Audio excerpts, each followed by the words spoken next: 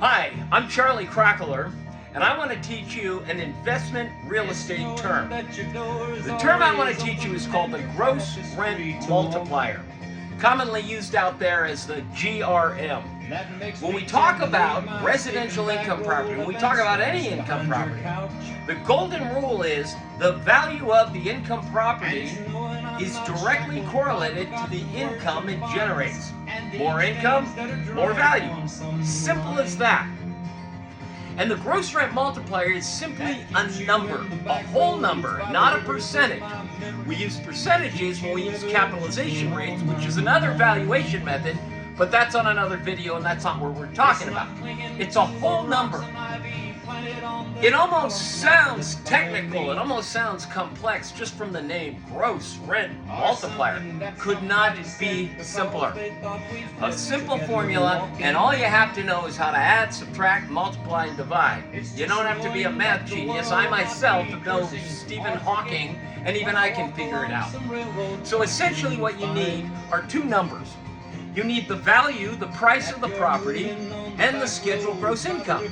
And the formula is simply the GRM equals the scheduled gross income divided into the value. And we get a number. So for instance, if the scheduled gross income of a property is $150,000 and it closed for $2,001,000, the GRM would be 13.4. That's it, nothing else. So what does that number mean? And where do we get it? Well, it's a number that used to be used in the early days as the number of years that an investor would have to wait for his entire investment to come back through the gross income. We don't really use it for that anymore. We simply use it as a way to gauge the value. It's a real quick way that you can throw out to an investor or a group of other investment brokers to tell them that you priced your apartment listing appropriately. So where do we get it? Well, let's start with if you were going to list a single family home.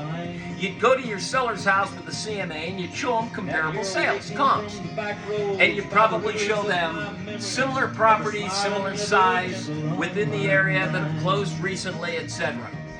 Well, if I'm going to go out and get comps for an apartment building, I'm not going to find a lot of the similar type of properties. In other words, with the house, you're going to find apples to apples, hopefully. If I am going to try to price, say, an 8-unit building, and I go out and find comps, I'm going to find something like 12 units with a mix of 1s and 2 bedrooms.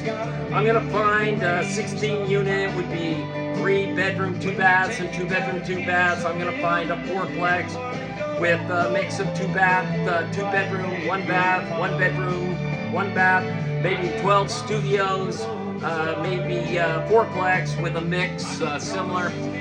In other words, I'm not going to find a whole bunch of 8-unit buildings that are all 2 bedroom, 1 baths like the subject property. So I'm not comparing apples to apples. I've got a lemon, a peach, a watermelon, a cherry, a grapefruit, a banana. What vehicle will allow me to convert these so that they can be compared as apples to apples? Well, I am going to go out and get comps. Now, they are closed escrows, as you know.